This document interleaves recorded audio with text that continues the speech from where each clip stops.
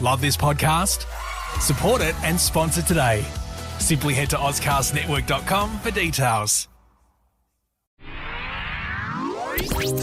It's The In Show, Australia's only show dedicated to innovation from Adelaide, Australia and across the globe. Hi, it's David Grice and Troy Sincock, and we're talking to startups and entrepreneurs, people with great ideas making them happen, Dave. We sure are, and absolutely loving the stories we're pulling out. It never ceases to amaze me, the quality of people and what they're doing. We just never seem to have enough time with these people. I mean, like, genuinely inspiring. It doesn't matter what they're talking about, from an accounting package to, perhaps something that is changing people's lives in a different way. There's always something inspiring, and, it's particularly about the people, isn't it? These people that have the ideas are a certain breed. Absolutely. I've really enjoyed the time that we tried that scientific experiment, that show where we tested whether the theory of water in scotch was actually true or not. Yeah, you wouldn't want to do that too often. I remember that show getting pretty experimental later in the piece after the drink. It went a bit obscure. It did, but fun all the same. Absolutely. Now today, a bit of a theme on the show. It doesn't happen that regularly, but it's all about space. And I know as a kid, I used to be obsessed with space. My grandma had a book of the first, of Neil Armstrong and all the pictures that were taken during the first moon landing. And from that point forward, I was absolutely captivated. Yeah, look, to be honest, for me, space was nothing that I really got into. And, I found it really difficult to remember the planets and, how far they were from the Earth and all those sorts of things. And so for me, going into the world of space was just something I found, just something wasn't really there for me. I had a teacher in Year 6, Mrs. Bigelow, and she taught me how to remember the planets. Yeah, go on. My very educated mother just ate 9 pizzas. That's how you remember the planets in order. Well, there you go, Troy. I've learned something that I didn't know before, and today we're going to learn even more. You're never going to believe this, Troy. We're chatting to a guy who started working in his father's building company. He created his own landscaping business, and he now finds himself working as a NASA aerospace engineer. That's extraordinary. I mean, that makes you feel like anything's possible, doesn't it? Absolutely. And just the fact that he had such humble beginnings and now is in this amazing government agency is just outstanding. And we're also talking to an exciting startup that's built the technology to detect unidentified space objects. And now here's Claire with more in news, including a story about how Elton John will live on well beyond his use-by date. What else have you got for us, Claire? Hi guys, this week I've got more on flying cars, but first, in China, scientists have successfully cloned 2 monkeys. The 2 identical, healthy, long-tailed female macaques are 6 and 8 weeks old. The study was led by scientists at the Chinese Academy of Sciences Institute of Neuroscience. They used a method called somatic cell nuclear transfer, or SCNT, which has never before been successful on primates. Although this technique could be used to clone humans, the scientists have stressed that it is not their intention. It's a process used to transplant a cell's nucleus, which contains DNA, into a nucleus-free egg. Once the egg is developed enough, it's implanted into a surrogate who could eventually give birth to a baby that's genetically identical to the original nucleus donor. This is a breakthrough, but it's causing some controversy as over 200 eggs were used, but only 2 monkeys were born. Plus, the scientists want to use this method to produce genetically identical animals for experiments to reduce genetic differences that cause inconsistencies in research. On the other hand, the process could be used with gene editing procedures to ensure babies are born without genetic disorders. So now the question is cloning ethical and justified? Flying cars are now one step closer to becoming a reality. An online school will start teaching students the ins and outs of flying car engineering. The first of its kind course is being taught by a Silicon Valley online school called Udacity. The nano degree lasts about half a year and starts this month. For almost $2,500, students will learn about and develop programming skills. They'll also learn about aerial robotics and aircraft intelligence. It was created by Professor Sebastian Thrun, a former teacher at the University of Stanford, who also previously led Google's flying car project Waymo. Professor Thrun is also in charge of Kitty Hawk, which is a startup that's aiming to develop flying vehicles. He's already created a prototype of a one-man drone that can take off and land vertically, as well as fly up to 10 metres high. He hopes the course will increase the number of engineers who can work with self-driving vehicles. At the moment, Google, Amazon and NASA are all working on developing flying vehicles. Soon, flying cars will no longer be science fiction. Elton John may have recently announced his last ever live tour, but a team of virtual reality experts have announced they're working with him to preserve his essence. After a whopping 50-year career, 70-year-old Elton John will retire after his upcoming 300-date world tour. To preserve his legacy, he's teamed up with artificial intelligence and virtual reality experts from Spinifex and Rival Theory. If they can capture the true essence of him and his performances, future musicians could potentially perform and collaborate with the icon. This means that Elton John could still create new music even after he's gone. So, how exactly is this possible? Well, Spinifex will try to record Elton John's precise movements, behaviour and speech patterns over the next few years. They'll be using virtual reality cameras, green screens, computers and other technology. If it's successful, Elton John could outlast the boundaries of geography and time. Lucky for us, we'll be able to see his real-life self perform over the next year before he becomes a simulation. And that's what's in news this week. Thanks, Claire. Well, you know, David, Elton John is one of the artists that I've always intended to see but never seen live.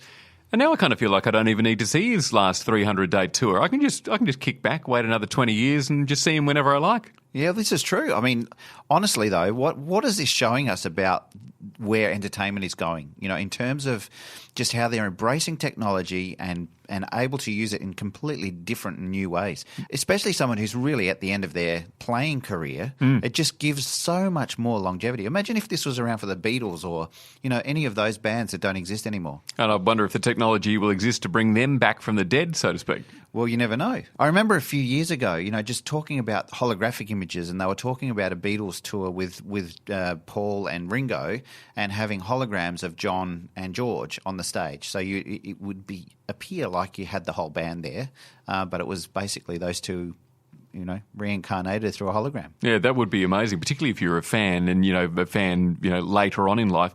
What about for artists like Sia, who clearly is not necessarily, like, performance isn't really her thing.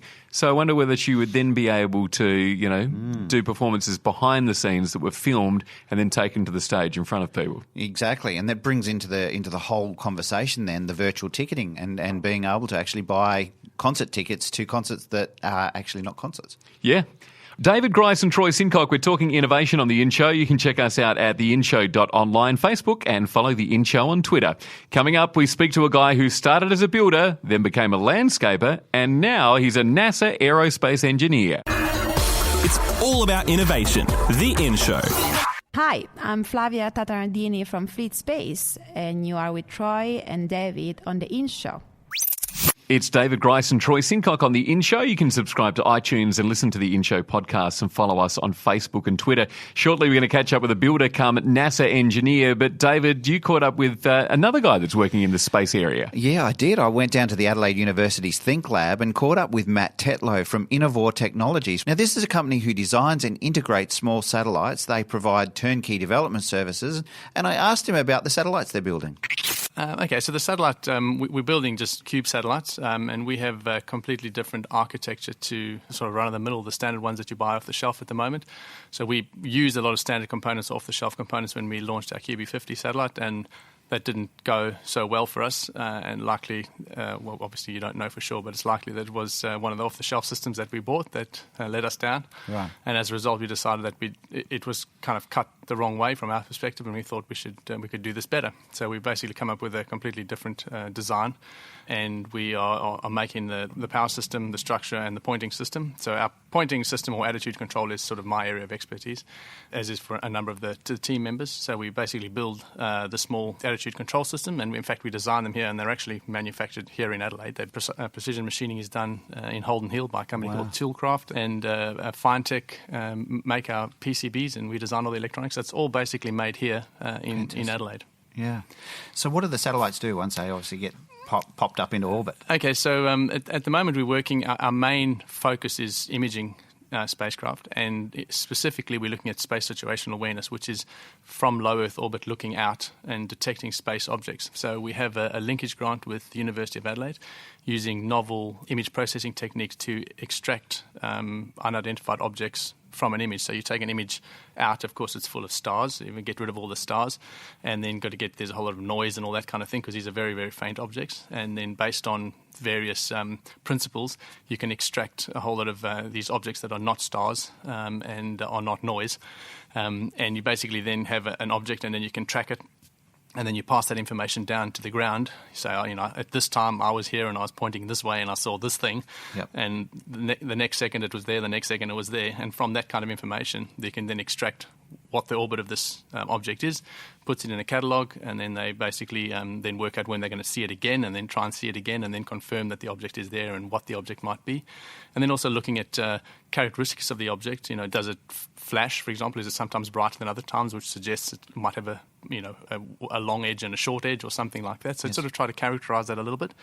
And this is all in the vein of space traffic management, essentially working out where objects are, making sure first of all that objects are not going to crash into each other, but also in the event that someone's maliciously sending a satellite near a high value asset and wants to shout in its ear or render it inoperable. Defence in particular is interested in knowing what's going on there. So we also work very closely with Defence. As I said, we were defence contractors originally or primarily. So we kind of work in that space as well.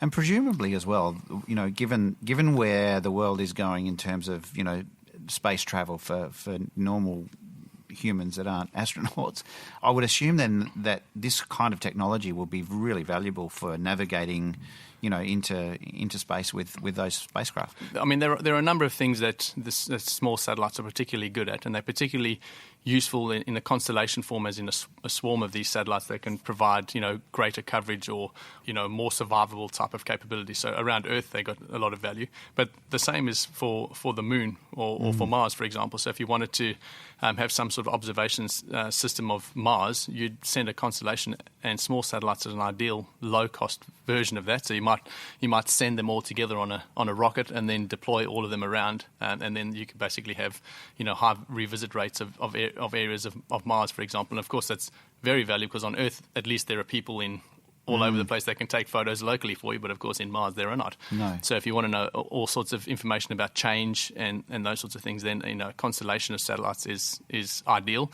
And then a constellation of small satellites is cheaper. Nothing's cheap, but cheaper, and making it kind of more affordable. So that's way down the track. I mean, we're very much focused on our Earth applications at the moment, and it's much cheaper to get into low Earth orbit than it is to get to low Mars orbit. Yes. So we're very much focused on Earth, but small satellites have an application here, and they also have an interplanetary application. And how big are these things?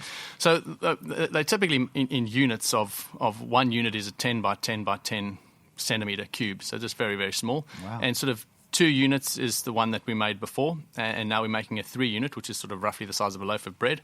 And then you can make, they get up to sort of 12 and 16 unit, which is sort of briefcase size or the size of a slab of beer kind of thing. So that's the sort of scale we're looking at, sort of 25, below 25 kilos. Yeah, right. And so when you talk about the multiple unit boxes, are they all doing the same thing, or are they able to do different things within that? When you talk about the units, that's just in terms of how they fit into the launcher. Right. But it's actually one continuous space inside, and it's all packed in highly dependent on what your application is as to what is packed inside that space. Right. So it's just if you only need 1 unit, then you pack your whole satellite in there, and it's got to have everything it needs. I mean, you've got to be able to talk to ground, you've got to have onboard compute, you've got to have a power system, you've got to have all that kind of thing managed, even if it's a 1 unit or if it's the Hubble Space Telescope. It's the same sort of scale. You have to have all these subsystems. So the satellites that we have all the subsystems of the larger ones. They just are much smaller and cheaper. So getting them into orbit must be a little bit of a challenge, and obviously a very costly exercise. And are you doing that out of Australia, or do you have to go elsewhere to get them up? Well, at this stage, there are no launches out of Australia, orbital launches, so we go international, and it's typically ride share, so it's very difficult to go to a particular orbit because you kind of, always, secondary or a tertiary payload, so there's always a primary that's going somewhere and you're just kind of hitching a ride.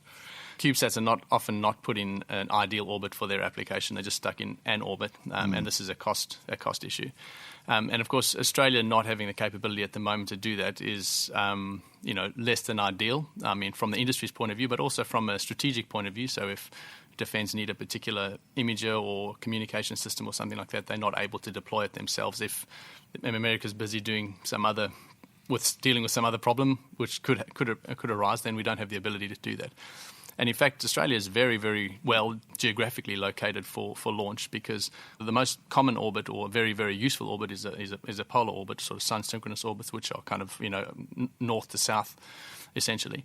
And we have this massive coastline down south, launching south. So there's a lot of interest at the moment in the state, in particular, in launch. And there are companies like Southern Launch, who are basically out there trying to get launch facilities going, and there are a number of launch vehicles that are interested in launching here. So kind of, and then there are also groups like Gilmore Space that are actually building the rockets themselves, hybrid rockets, interested in bringing them here. So when I say bringing them here from interstate and launched out of South Australia, so there's a lot of momentum in both the facilities and the rockets, and I think it's just a matter of time before we have rockets launching either from South Australia, or there's also another one called Equatorial Launch up in kind of going in Northern Territory. And obviously it's a really exciting time here in South Australia as well at the moment, with all of the government support that's coming around the space industry, and with the space conference just recently that we had here and those sorts of things. Are you seeing anything specific sort of emerging through all of that is really exciting you at the moment? Yeah, absolutely. I think the momentum is higher than more than I've ever seen before. I mean, I've been in this game in the space area. I was sort of traditionally in a launch vehicle area, and I've been trying to get grants either when I was through the uni or as a private person, sort of private company, trying to get sort of the space activity, and it's kind of just been everyone's dragging their feet, everyone's not that interested. And in the last sort of, I would say, 2 years, it's really started to pick up. And there's a whole lot of startups have started in Australia, in South Australia in particular, in this area, but also in the eastern states. And there's just sort of a lot of momentum. Of course, now the announcement of the space agency, that is a significant step forward, I think, which will hopefully pull the space industry together and give us a bit of direction and a bit of a conduit or the ability to interact internationally and all that kind of thing. So, this is the best I've ever seen it. I mean, I've only been here for 20 years. But it's certainly the best I've ever seen. It's obviously not near as good as it was back in the Woomera days, or when they were launching Resat and those sorts of things. There was, obviously a lot of hype then as well, or a lot of interest in it.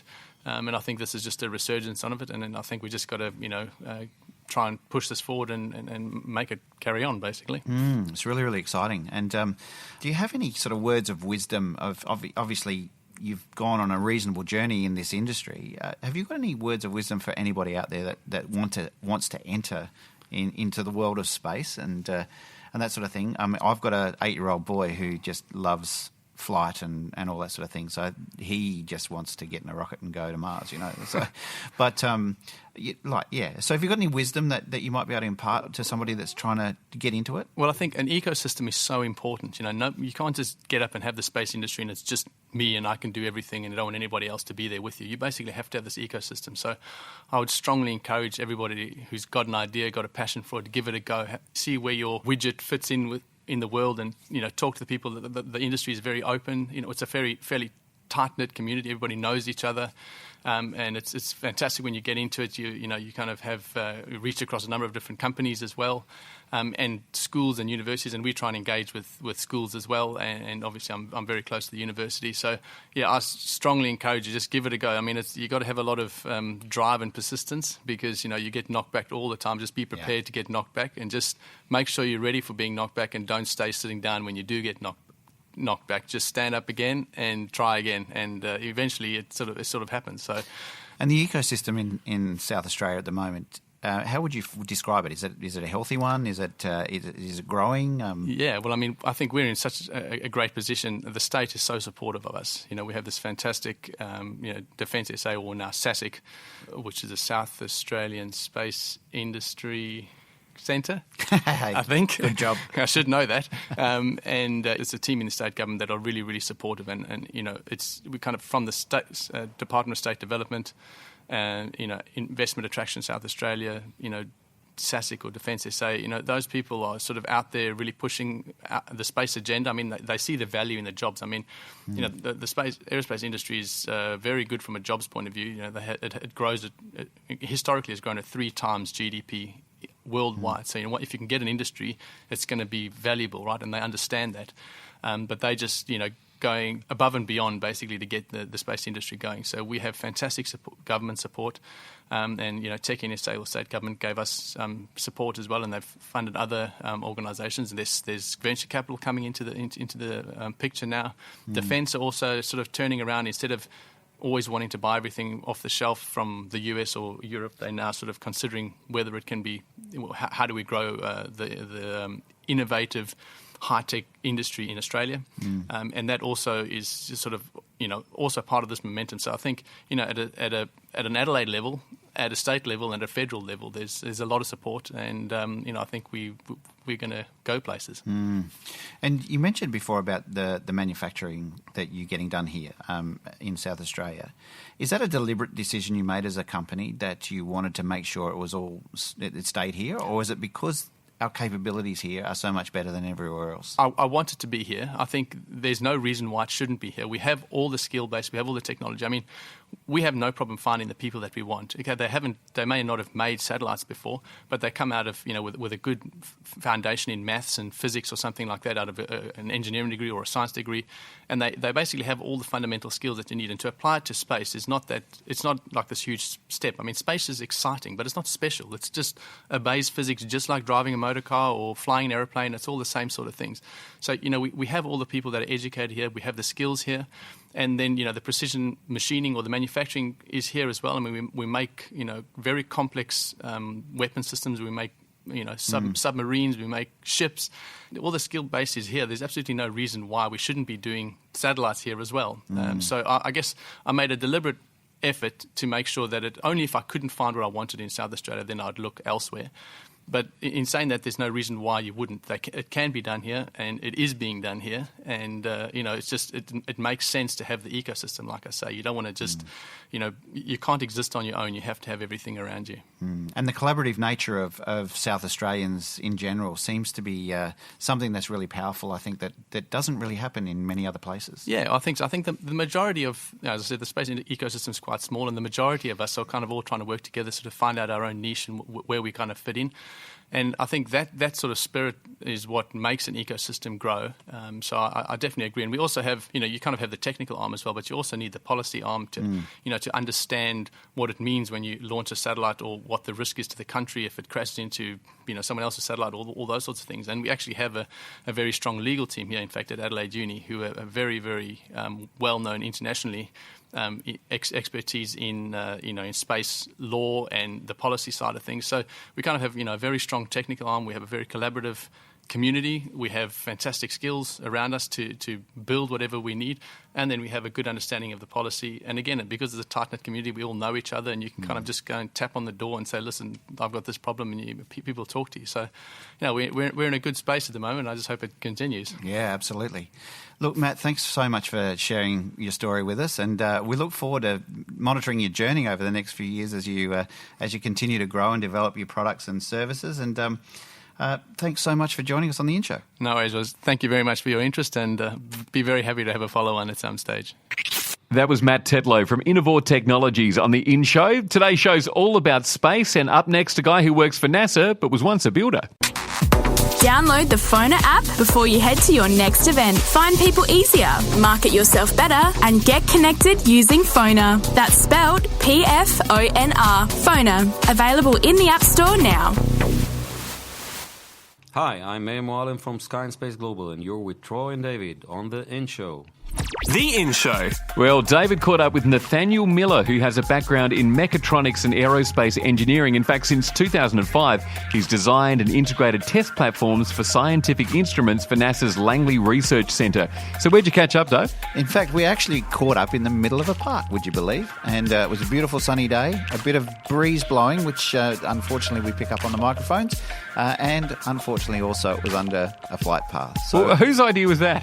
well, it just happened to be where we were, so we just took the opportunity and went for it. And Nathanael was here in town exploring relationships and developing missions and building teams. And I asked him what he does day to day at NASA. So my day job is I work at NASA Langley Research Center, and what we've learned is that when you focus on the project, the effect of a project, you really can start shaping how people approach a problem. And so when we build teams, we start projects at the idea. We build a team around them. We send them out and figure out where the money is and what the right market is for them to go after.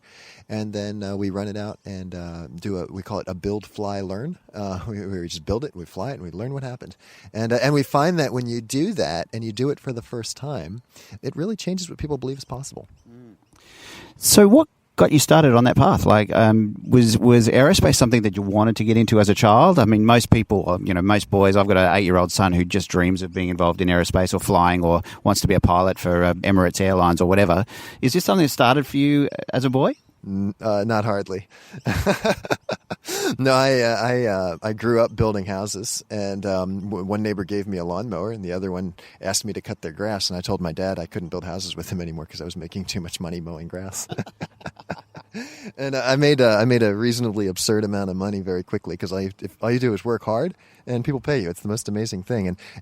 So I had a landscaping company and hiring people, and I had a pretty good number of contracts, and I realized that I liked fixing the equipment better than mowing grass or running a business. Even though I really liked mowing grass, it's something just about you do landscaping, it's a mess, and then it's not. It was really satisfying, and having money and freedom was really nice too. But solving hard problems was really cool. So souped up lawnmowers left me realizing that I needed to go to engineering school. So I quit the business. I was crazy. I went from lots of money to none as a student. That set me on a trajectory in engineering. A little while later, I went through junior college, community college in Virginia. And a little while later, I ended up at the university, and there was this guy up there, and he told us this whole story about how hard Mars was to go to. And it turned out he's the guy who figured out how to turn the Mars dirt into rocket propellant. And he had an opportunity for us to jump into. And he said, we've got 10 weeks. We've got an opportunity to fly, and we need to put something in it. What are the best ideas you have? And I changed from a kid who was running lawnmowers and fixing them and getting souped up lawnmowers to a kid who was thinking about delivering engineered platforms for scientific inquiry. And we put cancer cells in space 10 weeks later, I think, after that first meeting where I met him. And it was kind of off to the races from there. I've been a platform engineer since then. So putting cancer cells into space, what was the purpose behind that? I mean, obviously we're looking to try and cure. Was this sort of the early stages of looking at how the cancer cells actually behave in different environments? So my competency is a spark and a bolt. I'm a mechanical electrical engineer with a focus on controls. I wasn't at the time, and so I don't know anything about cancer. But what my researchers told us at the time, and I found out is very true still today, when you go to microgravity, everything about life changes. When we think about the building blocks of life, we think about a living cell. Then you think about these Lego bricks that are all particular shapes. Those are proteins. Those proteins come from RNA, which is a transcription from DNA. And what happens is the process, so we know that the DNA is, that DNA uses the RNA and turns into Lego bricks. It's called protein crystallization. And what happens in microgravity is that the fundamentals of protein crystallization change. And so every process in the living organism changes in microgravity. So yes, cancer has been solved in different places. The future's here, just not evenly distributed. Turns out cancer is very complex, so not all the cases of cancer have been solved. And I don't really know if that had a significant contribution to it, but it definitely worked on the problem. And so you've shared with me some pretty amazing stories of what you've experienced through your life. Is there something that you'd be happy to share, some defining moments in your life that have really changed the way you've thought about things? Yeah, when you think about a defining moment, it's a moment with context. And the context was I was in my, I think I was in my mid-20s, and I was at the top of my career.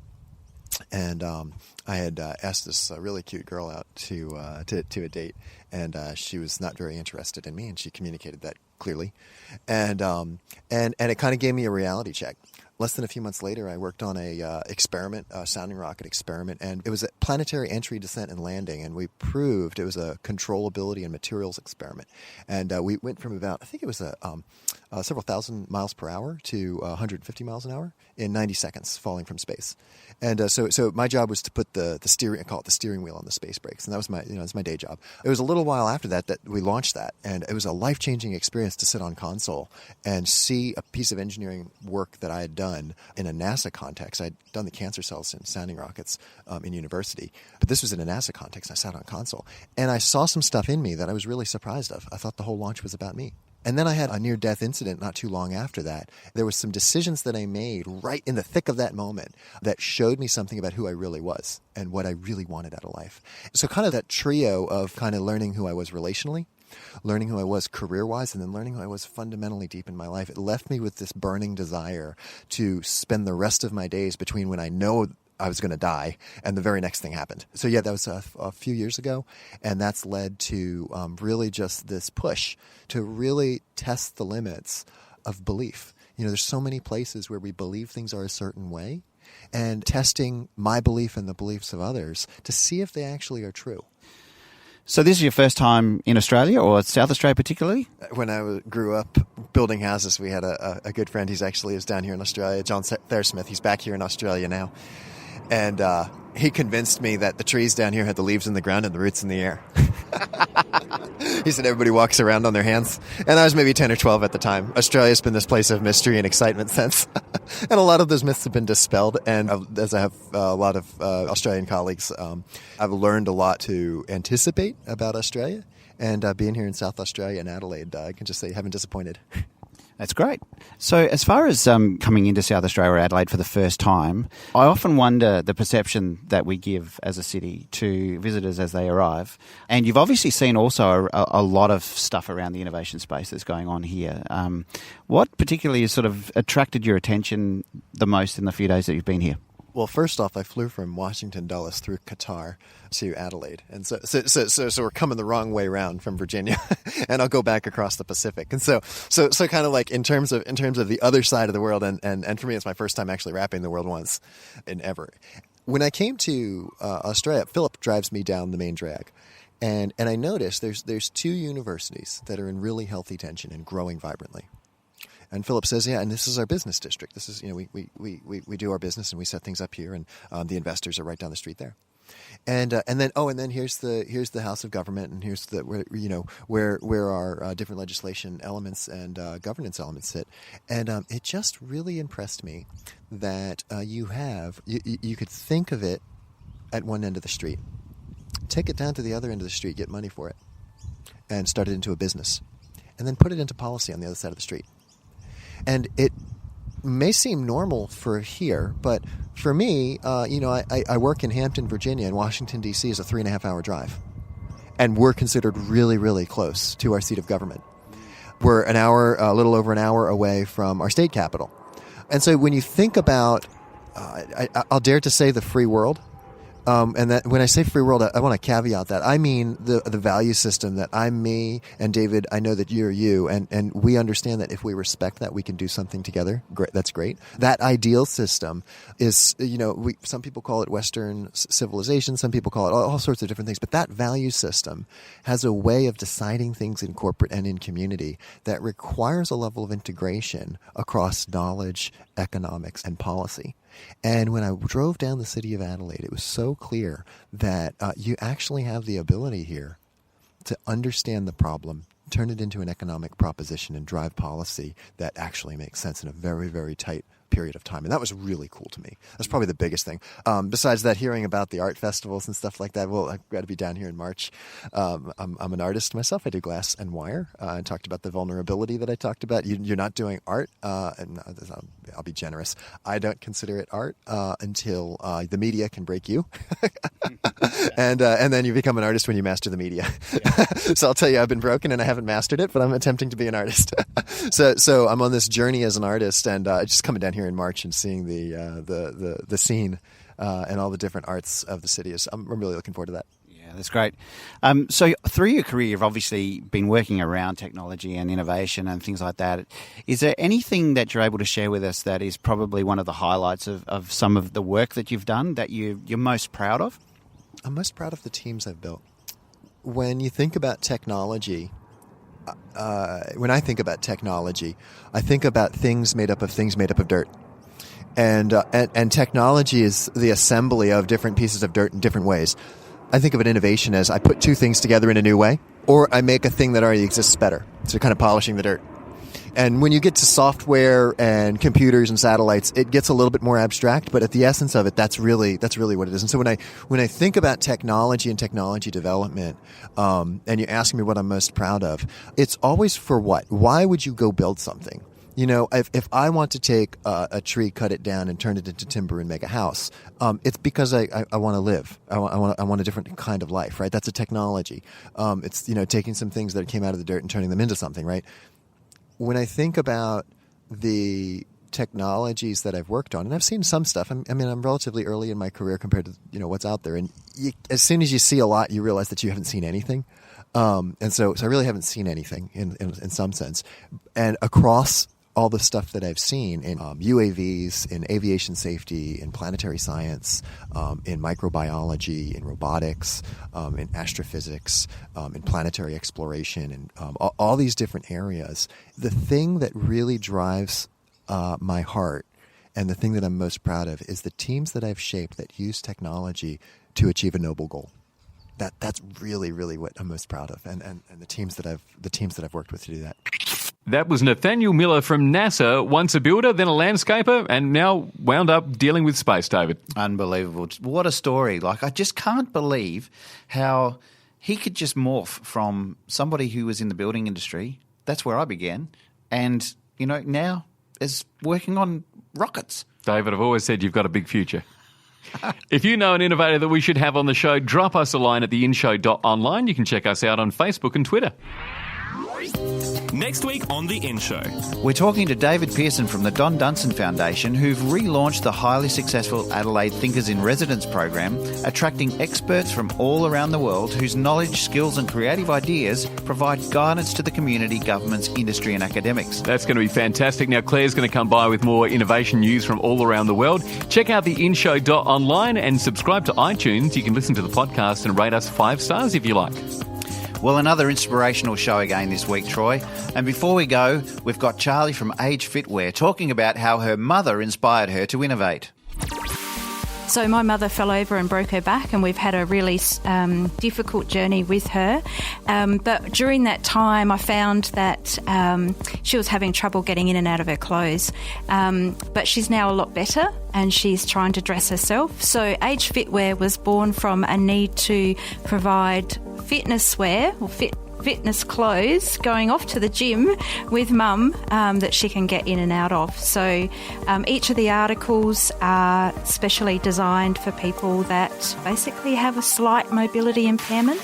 From my own personal journey, my mother was a very smart, sophisticated, groovy sort of mum, and to see her decline, and then the only sort of clothes that we could buy for her that she could sort of half get on and put on herself were quite droopy and floppy. That was an emotional challenge for me. And it's about providing dignity back to somebody who is older. We're encouraging people to stay at home longer. One of those things that's going to enable somebody to stay at home longer is the fact that they can still dress themselves, but also, go for a walk around the block. So if their carer comes in the morning and gets them dressed, if they do go for a walk around the block and they want to change into something that's more of a leisure wear or a fitness outfit, they can do it themselves and they don't have to rely on the carer all the time to be able to do that for them. The In Show, presented by David Grice and Troy Sincock. News by Shannon Corbo and Claire Murphy. Music by Zach Grice. Produced by Jason Walker. Subscribe to the In Show podcast on iTunes. A Dave and the Beanstalk production. Love this podcast? Support it and sponsor today. Simply head to AuscastNetwork.com for details.